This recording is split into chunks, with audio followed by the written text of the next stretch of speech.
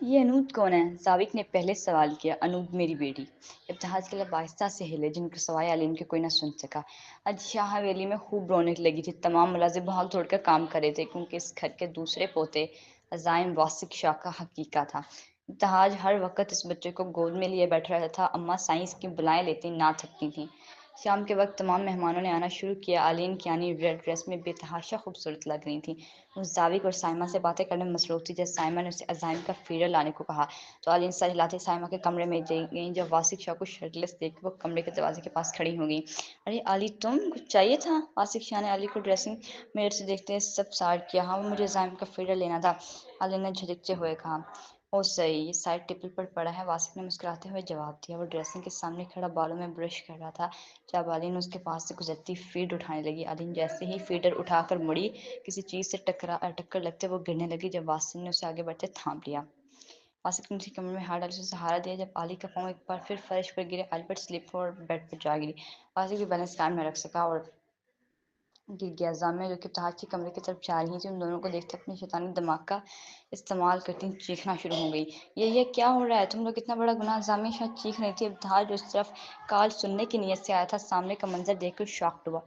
इसकी मोहब्बत इसके भाई के बेड पर, इसके भाई के नीचे, ये मंजर इब्तिहाज शाह की दिल की दुनिया तह बाला कर चुका था। वह स्ट्रेस से खड़ा उन दोनों को देख रहा था। जब सब लोग जामिया की चीखों पुकार पर कमरे की तरफ आए, तब तक कालीन और वासिक खुद को संभालते उठे। क्या हुआ जामिया? तुम शोर क्यों कर रही हो? हैदर शाह ने सवाल किया। हैदर भाई, ये वासिक और आलिम कमरे में बदकारी करते हो। खुदा, मेरे तो दिल कांप रहा है। ऐसे बदकार लोग अपने ही भाई की बीवी के साथ बदकारी। जामिया शाह बोल रही थी जब वासिक शाह सुल्तान पर चीख उठे।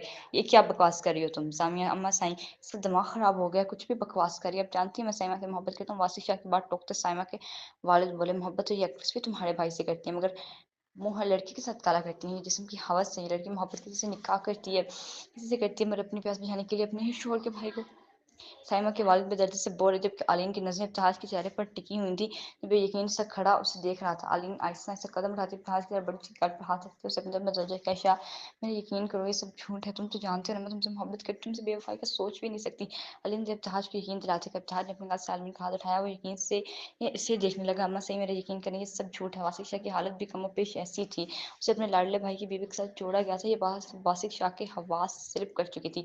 आलीन कियानी के घर के अफराद खामोशी तमाशाई बने थे। वो सब शॉकेड थे जब आलीन की आवाज़ सबके कानों से टकराई। शाह साई, मैं फ़िकत आपसे मोहब्बत करती हूँ। मेरे जिस्म पर, मेरी रूह पर, मेरे दिल पर फ़िकत आपका हक है। मैं अल्लाह को गवाह बनाकर कहती हूँ, मैं बदकार नहीं हूँ, मैं बेकसूर हूँ। आलीन ने रोते हुए कहा। जब अम्मा साई ने सबकी तरफ देखते अपना फैसला सुना, अगर तुम सच्ची हो तो कुरान पर हाथ रखोगी, तभी हम मानेंगे। अम्मा साई ने हुक्म दिया। इब्तिहाज उनकी बात सुनते पहली बार गोया हुआ। अम्मा साई, अलीन कुरान पर हाथ नहीं रखेगी। इस मुकद्दस किताब को कस्में उठाने के लिए नहीं, बल्कि तलावत करने के लिए नाजिल किया गया है। मैं अलीन को इसकी तमाम खामी समेत कबूल कर चुका हूँ। प्लीज़ अब इस टॉपिक को क्लोज करें। इत्तेहाद शाह की बात पर आली ने सर उठाया और उसे मशगूल नज़र से देखने लगी। जब इस इग्नोर करता आलीन के वाले से मुखातिब हुआ, मैं 2 दिन बाद बारात लेकर आऊँगा। इत्तेहाद शाह की बात सुनकर उन्होंने सर हिलाया। उससे से आलीन का हाथ थामते वहाँ से उसे लेकर चले गए। घर आते ही आलीन के बाबा ने पहली बार उस पर हाथ उठाया। तुम इतनी गंदी हरकत कर सकती हो, मुझे तुमसे उम्मीद नहीं थी। औली, अब दफ़ा हो जाओ। मेरी नज़रों के सामने से वालिद को कमरे में कैद कर चुका था। दूसरी जानब अम्मा साई ने वासिक शाह को घर से जलील करके निकाल दिया। उन्हें एक बार भी सफाई का मौका नहीं दिया गया। वासिक की बीवी साइमा ने आलीन और वासिक की सफाई पेश की, मगर इसके बावजूद किसी ने उनकी बात ना सुनी। वासिक शाह, साइमा मलिक और उनके साथ दिन बेटे अज़ाइम शाह को हवेली से धक्के मारकर निकाल गया। निज़ामिया शाह, जो कि आलीन का किरदार मशकूक करने के बाद भी उसे इब्तिहाज से अलग न कर सकने पर बेशताब खाकर रह गई। वो अपने कमरे में आती हर चीज़ को तोड़ फोड़ चुकी थी जब उसके वालिद वो अपने कमरे में आती हर चीज़ को तोड़ फोड़ चुकी थी जब उसके वालिद ने कमरे में आते उसे सहारा दिया और अपने साथ की यकीन दहानी कराई। वो दोनों बाप बेटी एक और प्लान तैयार कर चुके थे, जो आलिन और इत्तेहाज के रिश्ते को जड़ से उखाड़ फेंकने वाला था। इत्तेहाज अपने कमरे में बेड पर लेटा आज होने वाले वाक़ये के बारे में सोच रहा था। आज जो हुआ, इस पर वो बहुत परेशान था। उसका दिल ये बात मानने को तैयार ना था कि जबकि दिमाग हर बार उसकी अज़ियत में मुब्तला कर रहा था, उसका दिमाग बार-बार उस मंज़र को याद करता। आली ने जब अल्लाह को गवाह बनाया तो इत्तेहाज ने उसकी गवाही पर ईमान लाते उस पर एतबार किया। वो उससे मोहब्बत करता था, उससे इश्क के मराहिल तय कर चुका था। उसने फ़ैसला कर लिया था कि शादी के बाद वो आलिन को यहाँ से बहुत दूर ले जाएगा। वो तमाम मनफ़ी ख़यालात झटकता अपनी शादी की तैयारी में मसरूफ़ हो गया। आज इब्तिहाज और आलिन की रुखसती होना थी। हालात बेहतर न होने की वजह से तमाम रस्में कैंसिल कर दी गईं। उसने हर चीज़ अपनी पसंद से आलिन के लिए खरीदी। अम्मा साई ने उसकी शादी में शिरकत करने से इनकार कर दिया। वो आलिन पर अब भी एतबार करना बेवकूफ़ी की जानती थी। हैदर शाह ने अम्मा साई के फैसले के खिलाफ जाए इब्तिहाज का साथ दिया तो अम्मा साई को भी चारों ने चार बार लेकर جانا پڑا۔ بارات کیانی مینشن پہنچ چکی تھی۔ کیانی مینشن کو بہت خوبصورتی سے سجایا گیا تھا۔ آخرکار ایلین کا تعلق ایک سیاسی گھرانے سے تھا۔ اس کے والد کے ہائی پروفائل سٹیٹس کی وجہ سے میڈیا بھی اس شادی کو ہائی لائٹ کرنے آیا تھا۔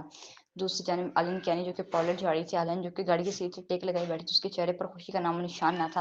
ابتہاج نے اسے یقین کی مہر سونپی تھی، مگر خوف ایلین کے چہرے کی رونق چھین چکا تھا۔ وہ ابھی انہی سوچوں میں گم تھی۔ جب ان کی گاڑی کو بیچ راستے میں روک لیا گیا، ایلن سٹور سے باہر نکلتی صورتحال کو سمجھنے کی کوشش میں تھی جب کچھ لوگ اس کی گاڑی میں موجود ڈرائیور اور گارڈ کو خوفزدہ کھوپ کرنے لگے۔ ایلن کے چہرے پر خوف تھا، وہ بھاگنا چاہتی تھی، کسی نے اس کو پیچھے سے دبوچا اور کھینچتے ہوئے اسے گاڑی سے نکالا، پھر دوسری گاڑی میں پھینکا۔ ایلن مدد کے لیے پکارتی مگر کوئی پریشان حل نہ تھا۔ ابتہاج شاہ جو کہ اسٹیج پر بیٹھا ایلن کا انتظار کر رہا تھا، بار بار اپنی نظر ریسٹ واچ پر ڈالے، خوبصورت مسکراہٹ اپنے لبوں پر سجائے اسے۔ تمام مہمان جمع ہو چکے تھے۔ جب ایلن کے بابا پریشان حال اندر پہنچے، ان کے چہرے کا رنگ فک ہو چکا تھا۔ کیا بات ہے انکل؟ ابتہاج شاہ اسٹیج سے اٹھے، ان کے پاس آئے اور سوال کیا۔ ابتہاج شاہ وہ کانپتے ہوئے بولے، کیا ہوا ایلن کی جانی صاحب؟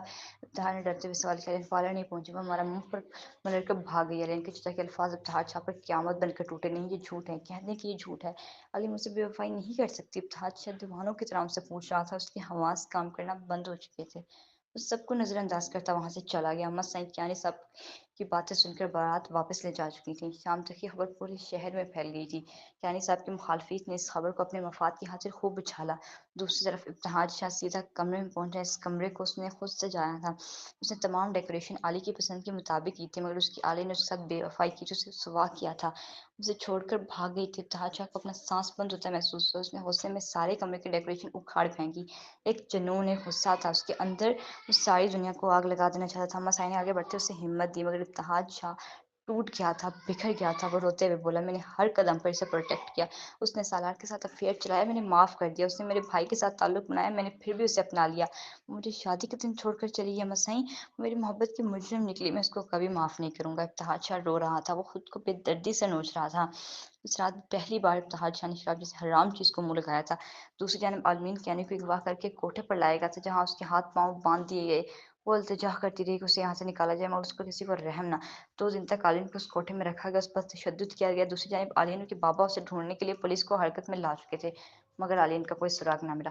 اس کے بابا کے وہم و گمان میں بھی نہ تھا کہ ان کی بیٹی کسی کوٹھے میں دن رات تشدد کا نشانہ بنائی جا رہی ہے۔ ابتہاج شاہ جو کہ ٹوٹی بکھری حالت میں 2 دن سے کمرے میں خود کو قید کر چکا تھا، اما سائیں کے فورس کرنے پر وہ کمرے سے باہر نکلا، ان کے ساتھ لاؤنج میں بیٹھا۔ ان کا ذہن عالین کی طرف تھا، وہ چاہ کر بھی اسے وفا کو بھول نہیں پایا تھا۔ اس نے اس کی خیریت کی دعائیں کی تھیں، مگر کچھ دعائیں زمین و آسمان کے درمیان لٹک جاتی ہیں، کچھ دعائیں قبولیت کی معراج پر پہنچ نہیں پاتی ہیں۔